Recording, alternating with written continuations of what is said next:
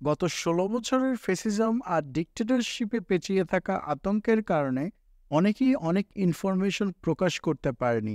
এখন আস্তে আস্তে সেই ইনফরমেশনগুলো সামনে আসছে, মিলে যাচ্ছে অনেকগুলো অসমাপ্ত পাজল। তাই আমিও ভাবলাম একটা ঘটনা শেয়ার করি। এই ঘটনা আমি আমার কাছের অনেককেই পার্সোনালি শেয়ার করেছি, কিন্তু পাবলিকলি এই প্রথম বললাম। বিশেষ দ্রষ্টব্য, মাতুয়াল ডাম্পিং গ্রাউন্ডের ঘটনা ওই এলাকায় বাস করেন এমন মানুষজনই আমাদের সাথে শেয়ার করেছে। ওনাদের থেকে যা শুনে এসেছি সেটাই পোস্টে লিখছি।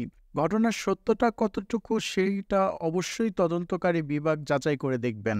তবে আমি ব্যক্তিগতভাবে বিশ্বাস করি শাপলা চত্বরের সেদিন রাতে যা ঘটেছিল, সেখানে সরকারি ক্যাজুয়ালিটি হিসাব যা দেখানো হয়েছিল সেটা মোটেই গ্রহণযোগ্য নয় এবং প্রচুর তথ্য ও এভিডেন্স গোপন করা হয়েছে।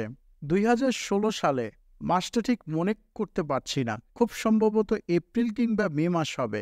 ব্যক্তিগত একটা ডকুমেন্টারির কাজে সাইট রেকির জন্য আমি আর মিথুন বণিক গিয়েছিলাম ঢাকার যাত্রাবাড়ির পেছনের দিকের এরিয়াটা, গোলাপবাগের ভেতরে। সেখান থেকে ঘুরতে ঘুরতে সন্ধ্যা পেরিয়ে আমরা পৌঁছে যাই কাজলার পার এলাকায়। লোকাল কয়েকজন ভাই ব্রাদারকে নিয়ে এরিয়া ঘুরে দেখছিলাম। ওনারাও আমাদের বিভিন্ন এলাকা ও স্থাপনা দেখাচ্ছিলেন। এক পর্যায়ে এসে আমরা পৌঁছাই কাজলার পাড়ের শেষ প্রান্তে, যেখানে শহরের চিহ্ন শেষ হয়ে খোলা ধানি জমি শুরু হয়েছে। আমাদের ডান পাশে ঢাকা ডেমরা হাইওয়ে সাই সাই করে গাড়ি যাচ্ছে। সামনে কিছুটা দূরে বড় বড় ফ্লাড লাইটের আলোয় আলোকিত বিশাল এক খোলা অঞ্চল। কিছু বুলডোজার এবং এক্সকেভেটরের কাজ করছে। আর এই রাতের বেলাও উঠছে শত শত কাক। আশেপাশে পুরোটাই খালি জায়গা হওয়ায় কাকের চিৎকার আমাদের কান পর্যন্ত ভেসে আসছে। আমি একটু কৌতূহলী হয়ে জিজ্ঞেস করলাম, ভাই ওইটা কি? আমাদের সঙ্গে থাকা একজন উত্তর দিলেন, ওইটা ওইটা মাতুয়াইল ডাম্পিং গ্রাউন্ড। আমি তখন বললাম, বাপ রে, এত বড় ময়লার ভাগাড়ে কাউকে গায়েব করে ফেললে তো কোনোদিন খুঁজে পাওয়া যাবে না। এরপরেই ওনাদের মাঝে নেমে এলো এক অস্বস্তিকর নীরবতা।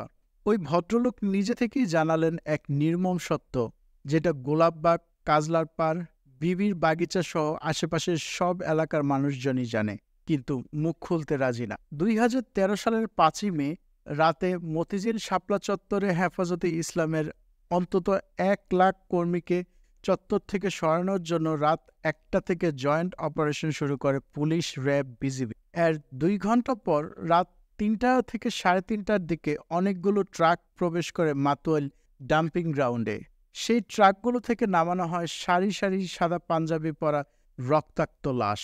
কারো মাথায় তখনও টুপি আছে, কারো মাথায় নেই, কারো বুকের মধ্যে গর্ত, কারো মাথায়। বোঝাই যাচ্ছে এই লাশগুলোকে গুলি করা হয়েছে। সেই লাশগুলোকে নিয়ে যাওয়া হয় ট্রিটমেন্ট প্ল্যান্টে। সেখানে ওয়েস্ট প্রসেসিং মেশিনে গার্বেজের সাথে একে একে ফেলে দেওয়া হয় লাশগুলো। ক্রাশিং এবং শ্রেডিং করে হাড় মাংস সবগুলো ময়লার সাথে মিশিয়ে দেওয়া হয়। এমনভাবে মিশিয়ে দেওয়া হয় যে প্রফেশনাল ফরেনসিক টিম এবং তাদের ইকুইপমেন্ট ছাড়া খালি চোখে সেটা কোনোভাবেই খুঁজে বের করা সম্ভব না। পুরো ঘটনাটার তদারকি করে র্যাব এবং লোকাল সরকার দলীয় কিছু নেতা। সেদিন এক্স্যাক্টলি কয়টা লাশের ভাগ্যে এরকম নির্মম পরিণতি ভোগ করতে হয়েছিল সেটা আমরা বলতে পারবো না।